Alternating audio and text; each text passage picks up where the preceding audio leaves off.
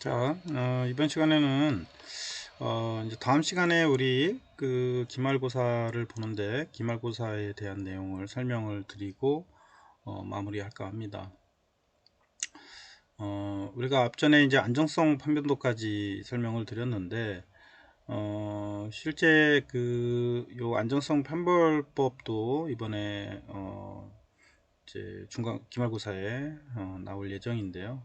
우선은 그 설명 주기 하기 전에 앞전에 우리가 중간고사 본 이후로 우리가 이제 이번에 기말고사를 보려고 합니다. 그리고 기말고사는 이번에 오프라인으로는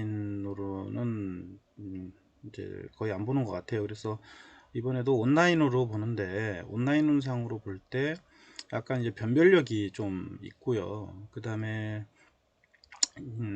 그 컨닝이나 이런 부분들이 좀 존재하는 것 같아서 이번에는 아주 까다롭게 검사를 합니다. 그래서 그 하나의 채널만 우리가 열어서 이제 보게 되고, 그 다음에 무조건 다 작성하는 여러분들이 작성하는 테이블과 여러분들 얼굴이 화면에 반드시 나와야 합니다. 그렇지 않으면 컨닝으로 간주할 수밖에 없어요. 그래서 여러분들이 작성하는 화면, 그 다음에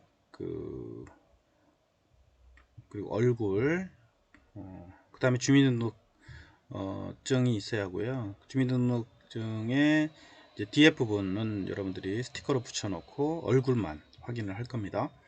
그래서 시작하기 전에 확인하고 진행을 할 거고요. 그 다음에 이번에는 시험 감독이 2명 정도 들어옵니다. 그래서 여러분들 다 돌아가면서 확인하기 때문에 이번에는 정확하게 다 봐야 할 거고요. 이게 객관식하고 주관식 이번에는 겸해서 냅니다. 그렇기 때문에 여러분들이 그 실제 수기로 작성한 거를 사진을 찍어서 보내거나 이렇게 추가할 수가 있게 할 계획이에요. 그러니까 저번처럼 이제 그 주관식이나 주관식만 내거나 뭐 이렇게 했는데, 이제 객관식과 주관식을 두 개를 내서 하기 때문에 여러분들이 수기로 작성을 하는 거를 권해드립니다. 그래서 수기로 작성하거나 풀이 과정이나 이런 것들을 같이 사진을 찍어서 보내면 참고로 하도록 하겠습니다. 그냥 답만 딱딱딱 찍는 것보다는 실제 풀이 과정이나 이런 것까지 같이 썼던 내용을 첨부를 해서 제출을 하게 되면 그거를 감안을 해서 점수를 줄 계획이고요. 답만 딸랑 쓰면은 그게 어떻게 나왔는지 모르잖아요. 그렇기 때문에 그런 풀이 과정도 옆에 참고를 해주시면 점수를 주는데 플러스 알파를 주도록 그렇게 수행을 할 겁니다. 시험 범위는 앞전에 얘기했던 것처럼 이제 저번 시간에 했던 그 다음 범위, 그래서 이번에는 아마 범위가 좀 넓어요.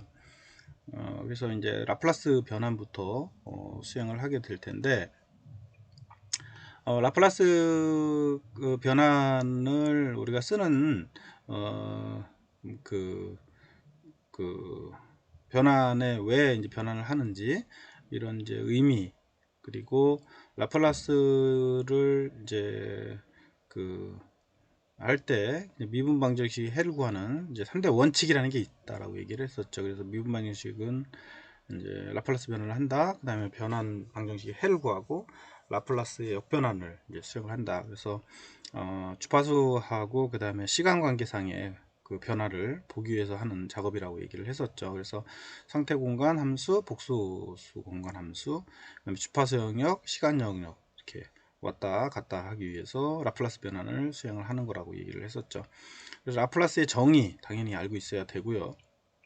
그 다음에 단위 스텝 함수가 어떤 건지, 그리고 조건은 뭔지, 이런 것들도 좀 잘 알고 있어야 되고요. 지수함수 당연히 알고 있어야 되겠죠. 지수함수는 어떤 형식으로 이제 변하고, 조건은 어떤 조건인지 알고 있어야 될 것 같고요. 그 다음에 선형정리, 이건 라플라스의 변환의 성질이잖아요. 선형정리가 뭐고, 이건 증명은 이렇게 했다라고 하는 거였죠. 증명하는 것까지는 되지는 않겠지만 어쨌거나 이제 내용은 좀 알고 있었으면 좋겠고요. 그래서 시간 함수를 라플라스 변환을 했을 때 어떻게 변하느냐 라고 하는 것들, 이런 것들은 당연히 알고 있어야만 되겠죠. 그 다음에 미분 정리. 미분 정리는 이렇게 순차적으로 풀어서 우리가 정리할 수가 있다라고 얘기를 했었죠. 그래서 우리가 라플라스의 미분 함수를 라플라스를 했을 때 어떻게 표현되는지, 미분의 라플라스 변환의 표현식을 좀 잘 알아놨으면 좋겠고요. 그 다음에 적분 정리도 마찬가지예요. 적분 정리.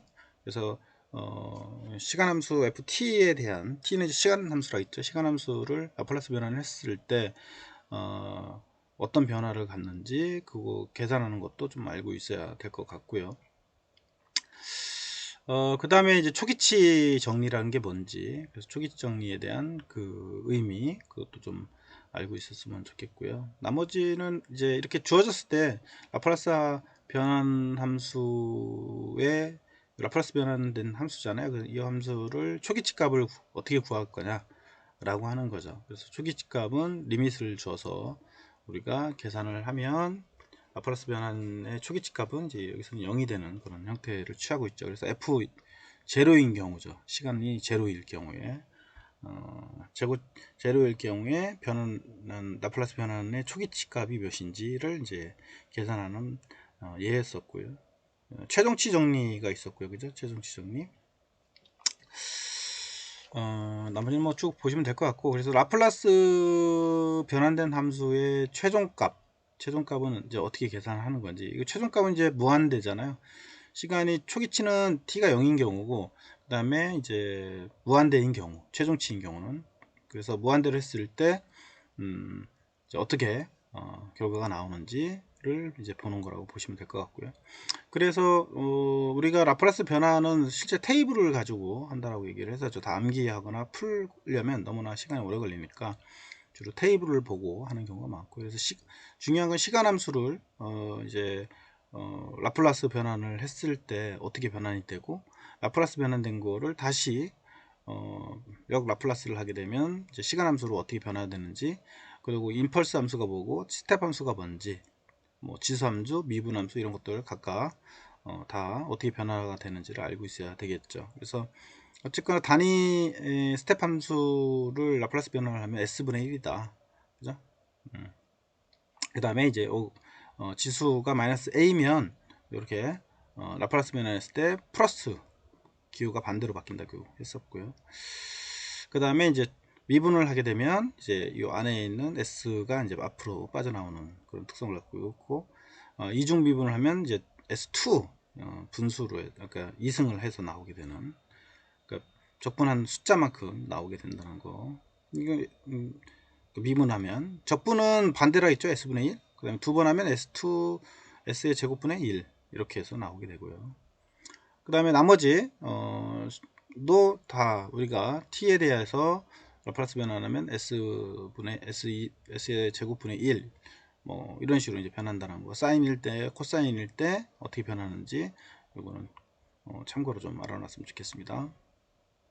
그래서 100%다 암기하는 건 아니에요. 우리가 필요한 거는 암기하지만 실질적으로 어떻게 변화되는지는 좀 알고 있어야 한다 라고 하는 거. 그리고 그 다음에 미분 방정식을 라플라스 변환해라. 이제 시간 함수인데 이거를, 그리고 미분이 들어가 있죠. 그 미분 방정식을 라플라스 변환하면 어떻게 변하느냐 라고 하는 거죠. 풀이는 반드시 시험에 나옵니다. 그래서 직접 푸는 결과를 낼 수도 있고, 얘가 나와 있는 걸 선택해서 찍을 수도 있고, 이렇게 이제 낼 거고요. 그 다음에 사인이나 코사인일 때 라플라스 변환하면 어떻게 변하는지 이것도 좀 잘 알고 있었으면 좋겠고요.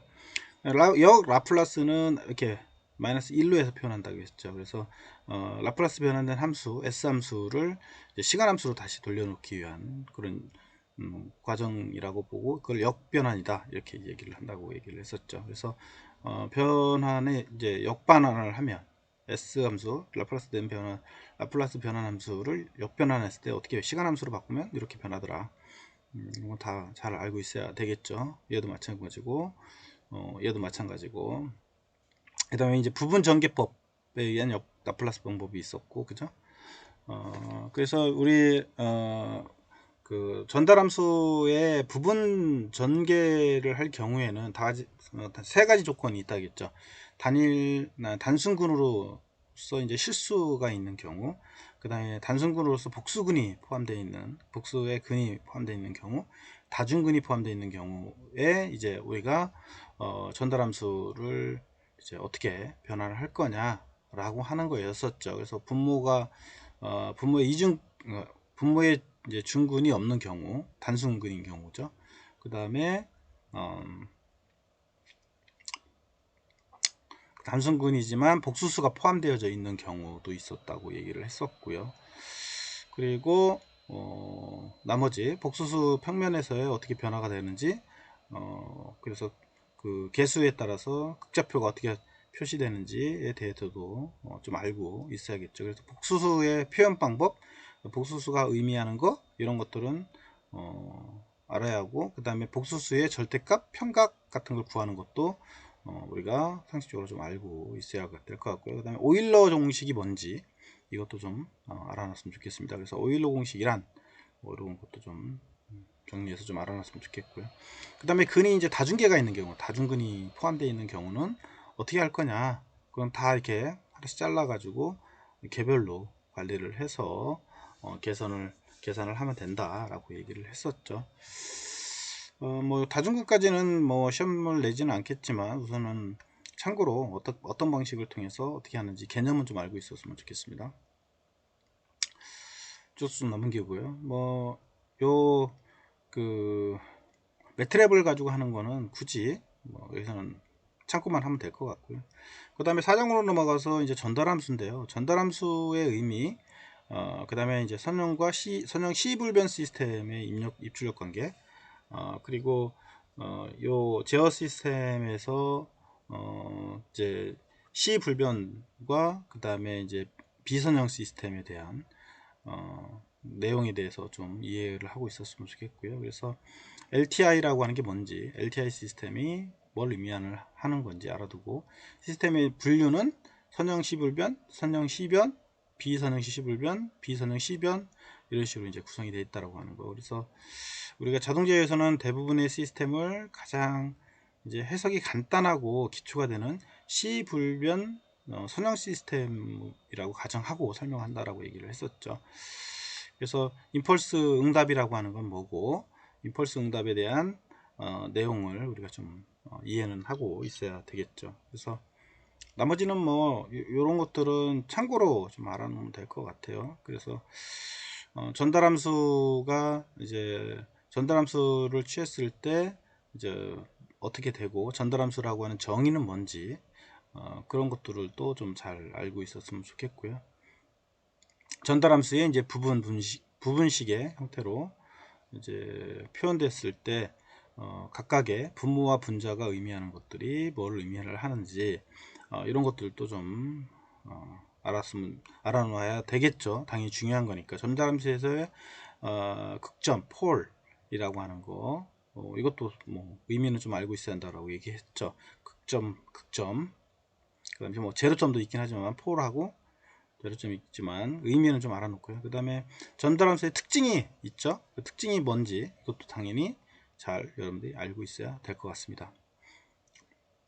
나머지는 뭐 쭉 푸는 거니까 전달함수 풀어서 입력하고 출력 대비, 입력과 출력 사이의 비를 정리하는 게 전달함수의 특징이었죠. 그래서 그걸 시간함수를 다시 뭘로 라플라스 변환을 해서 S함수로 바꿔내서 결과를 내는 이런 형태를 취하면 될 것 같고요. 나머지는 뭐 쭉 여러분들이 임펄스 응답하고 단위 임펄스 응답 이런 것들에 대한 결과가 어떻게 나오는지 이건 참고로 좀 알아두고요. 그 다음에 블럭선도도 상당히 중요하다고 얘기했죠. 그래서 블럭선도가 왜 중요하고, 블럭선도의 구조는 어떻게 되어 있고, 시스템 블럭의 부분은 이제 어떤 형태로 취해지는지, 이거는 다 화살표, 그 다음에 가산점, 사각형, 뭐 이런 형식으로 해서 이제 표현을 하더라. 그리고 요 화살표가 뭘 의미하고, 블록은 뭘 의미하고, 합산점과 분기점은 뭘 의미하는지, 이런 단위 블럭선도의 기본 단위가 이제 어떻게 이루어져 있고 어떤 형태로 이루어져 있다는지, 그리고 그거는 뭘 이름이 뭔지 이런 것들은 좀 알고 있어야 되겠죠. 그래서 블록선도의 간소화하는 과정, 이거 상당히 중요하다고 얘기했죠. 그래서 블록선도의 형태를 간소화하는 작업이 설계 과정에서 아주 필요하다. 그래서 이렇게 직렬 연결되어 있는 거는 이렇게 이제 합칠 수 있고, 그죠? 그 다음에 간소화하는 과정은 꼭 잘 알고 있어야 한다고 했죠. 그래서 가산점이 블록 뒤에 옮긴 경우와 앞으로 옮긴 경우에 따라서도 간소화 과정이 또 달라진다고 얘기를 했었고요. 그 다음에 이제 분기점을 블록 앞으로 옮기는 점 혹은 분기점을 뒤로 옮기는 점, 블록의 뒤로 옮길 때 이제 어떤 형태로 우리가 간소화를 할 수 있는 건지 설명을 했었고요. 그 다음에 피드백 제거를 해서 하나로 만들 때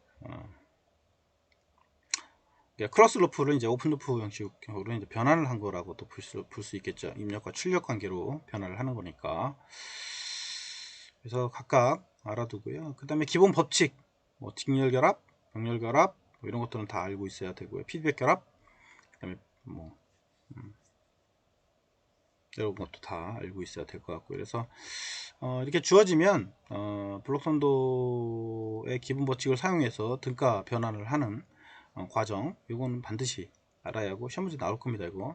그 다음에 합산점의 교환 법칙, 그 다음에 분기점의 교환 법칙 이런 것들이 성립을 하고, 합산점의 이동 법칙, 분기점의 이동 법칙 이런 것들이 이제 성립을 한다 이렇게 얘기를 했었고, 그래서 블록선도를 주어지면 이거를 간략화를 해서 하는 과정, 이것 반드시 잘 알고 있어야 될 거고요. 그래서 이와 같이 입력하고 출력하고의 관계로 해서 블록선도가 만들어지더라 라고 하는 거였었죠. 그래서 이렇게 간단해서 등가회로로 바꾸는 거는 반드시 시험 문제 나오니까 꼭 잘 알고 있었으면 좋겠습니다. 그리고 S 함수로 구성되어 있을 때 이때 블록선도를 변환해서 전달함수의 특성 방정식으로도 구할 수 있다라고 얘기를 했었죠. 그래서 이렇게 바꾼 다음에 그거를 우리가 전달함수의 S함수를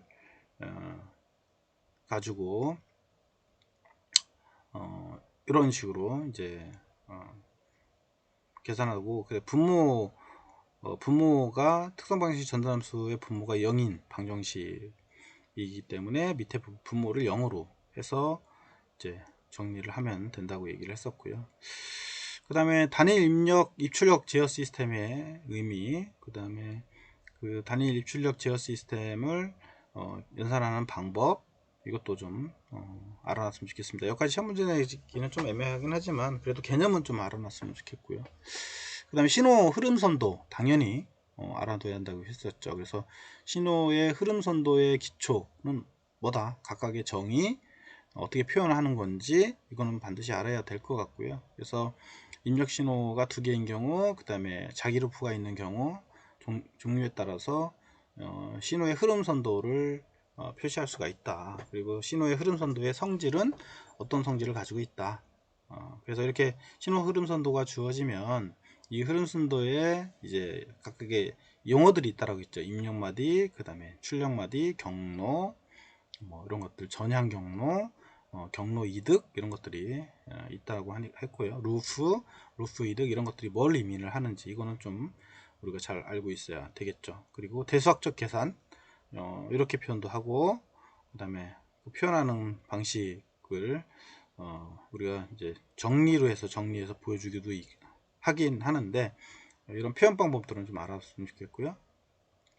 신호선들의 기초, 그 다음에 쭉쭉 풀어서 신호 흐름 선도의 그 블록 선도와 신호 흐름 선도의 등가회로를 어떻게 바꾸는지 이거는 반드시 알아야겠죠. 그래서 블록 선도로 주어지면 그거를 신호 흐름 선도로 바꿔서 이제 처리할 수가 있다라고 하는 거죠. 그래서 블록 선도로도 가능하지만 신호 흐름 선도로 표현을 해서 그 해석이 가능하다라고 얘기를 했었죠.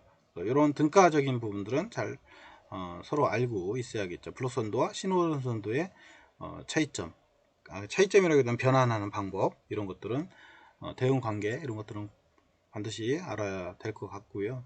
그래서 이렇게 병렬인 경우, 직렬인 경우, 피드백인 경우 어떻게 표현하는 건지 잘 알아뒀으면 좋겠고요. 그 신호 흐름 선도의 기초에 대한 그 다음에 시로 흐름선도를 이용해서 이득 공식을 계산하는 거, 이런 것도 좀 한번 읽어 봤으면 좋겠고요.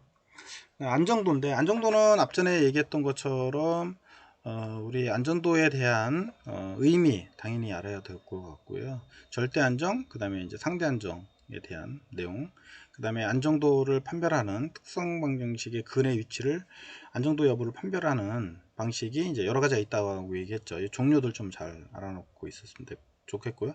각각의 특징들이 뭘 의미한다 정도까지는 좀 알아놨으면 좋겠고, 안정과 불안정의 의미, 이런 것들은 좀 잘 개념 정도는 알아놔야 될 것 같고, 그 다음에 전달함수가 주어지면 얘가 안전한지 불안전한지를 어떻게 판별하고 어떤 방식으로 하는지, 그냥 딱 보고 불안전합니다 이렇게 얘기하면 안 되고요. 여기 안전도를 판별하시오라고 하면 왜 이렇게 돼서 이게 안전한지 불안한지 그 이유까지도 다 설명을 따라락 써줘야 합니다. 아시겠죠? 그래서 이번에는 그 두 가지, 필기하고 실기 두 가지로 보니까 유념을 해 주셨으면 좋겠고요. 그 다음에 이제 안정도의 요 개념들, 이것도 그냥 설명을 좀 제가 해 드렸었고요. 그 다음에 루츠 허이츠의 안전 판별법을 설명을 드렸는데, 얘가 뭘 의미하고 그 다음에 어떤 방식을 통해서 안정도 판별을 하는지 이거 개념은 좀 알고 있었으면 좋겠습니다. 그래서 내가 이제 이렇게 값을 주어질 거예요. 이렇게 주어지면 이거에 대한 루스 허이츠 방식을 통해서 안정도 판별법을 판별하시오, 이렇게 하면 간단하게 정리해서 이렇게 수식 계산한 다음에 그 결과를 내서 얘는 안전하다 불안전하다 이렇게 결론을 내주시면 될 것 같습니다. 자, 그런 방법을 통해서 이제 시험을 낼 거고요. 그 다음에 이제 안정도의 근개정법, 근개정법은 근개정법의 개념, 이 정도는 좀 알고 있었으면 좋겠습니다. 이거는 사실 매트랩을 가지고 그리거나 하기 때문에 굳이 알 필요는 없을 것 같고요. 자동으로 만들어지는 거니까 개념만 좀 알아놨으면 좋겠습니다. 자, 여기까지 해서 시험 문제를 한 10문제에서 15문제 정도 사이로 내려고 하고 있습니다. 그래서 다음 시간인가요? 우리가 다음 시간에 8시인가? 이렇게 시험 시간으로 잡힌 것 같은데, 혹시나 겹치거나 문제가 있는 경우는 얘기를 해 주십시오. 다시 조정을 할 거니까 우선은 다음 주 8시에 시험 보는 걸로 이렇게 알고 있으면 될 것 같습니다. 아까 얘기했던 것처럼 꼭 얼굴이 다 보여야 합니다. 그래서 실제 작성하고 있는 과정이 보여야 하고요. 안 되는 분들은 미리 준비를 다 해놓고 있어야 합니다. 시간이 있으니까 그렇게 해서 하고요. 반드시 시험 볼 때 혼자 있어야 하고요. 다른 거를 보거나 이러면 안 됩니다. 그래서 지금은 오픈 테스트가 아니고요. 여러분들 공부한 내용을 가지고 직접 쓰는 방식으로 가기 때문에 어떤 자료를 보거나 이래도 절대 안 되는 걸로 우선 알고 있으면 될 것 같습니다. 우선 중간고사 때는 너무 변별력이 많이 없어요. 이게 오픈 테스트 개념이어서 사실은 그때는 이제 보고서 개념 플러스 오픈 테스트 개념 이런 개념이 약간 포함이 되다 보니까 어떻게 보면은 변별력이 많이 없습니다. 근데 아예 공부를 안 했거나 이러면 차이가 있었습니다. 분명히. 근데 공부한 분들은 그 변별력이 그렇게 차이가 많지는 않았습니다. 이번에 기말고사가 상당히 중요한 그런 요인으로 작용하니까 반드시 얘기하지만 답만 딸랑 쓰거나 이러면 안 됩니다. 반드시 옆에 객관식이라도 옆에다가 풀이 과정이나 이런 것들을 반드시 정리를 해서 한 내용을 써줘야 인정할 수 있도록 그렇게 플러스 알파 점수를 줄 수 있도록 그렇게 하겠습니다. 그리고 최종적으로 다 작업이 되면 그걸 찍어서 지정된 이메일로 발송을 하는 걸로 마무리 하도록 그렇게 하겠습니다. 그리고 반드시 자필로 쓴 내용만 인정을 합니다. 그리고 뭐 혹시나 주변에 여러분들이 만에 하나 그럴 리는 없겠지만 컨닝하는 사례를 누가 발견했거나 그러면 저한테 반드시 쪽지나 이런 걸로 얘기를 해 주십시오. 이름까지 얘기해 주면 더 좋고요. 그렇게 하면 참고하도록 그렇게 하겠습니다. 네, 한 학기 동안 수고하셨고요. 코로나 때문에 좀 어려움이 있었지만 어떻게 보면 동영상 강좌로 촬영을 한 내용을 반복해서 들어보는 것도 좋은 내용인 것 같아요. 그래서 여러분 자동 제어의 그 배우는 의미, 그 다음에 어떤 개념인지 이런 것만 잘 획득을 했으면 뭐 소정의 그 얻을 거는 얻었다고 생각을 하고요. 이외에도 더 많은 내용을 더 공부를 깊게 해야 합니다. 그래서 혹시나 여러분들이 자동 제어 쪽을 계속 꾸준히 하려면 이론적인 백그라운드와 수학적인 내용을 가지고 해석하는 과정도 꾸준히 더 공부를 했으면 하는 생각이고요. 매트랩도 마찬가지로 당연히 잘 써야 되겠죠. 자, 한 학기 동안 수고했고요. 뭐 다음에 또 시간이 되면 보도록 그렇게 하겠습니다. 뭐 열심히 최대한 한다고 했는데 부족한 부분이 많이 있는 것 같아요. 여러분들의 이해를 부탁드리고요. 점수는 제가 최대한 잘 주려고 합니다. 단지 이제 A하고 A 뿔 B 사이를 가르는 것 때문에 인원은 한정이 돼 있고 그러다 보니까 이제 정확하게 보려고 하고 있고요. 가능하면 뭐 백지로 내지 않는 이상은 제가 점수는 기본 점수는 주려고 최대한 노력을 하도록 하겠습니다.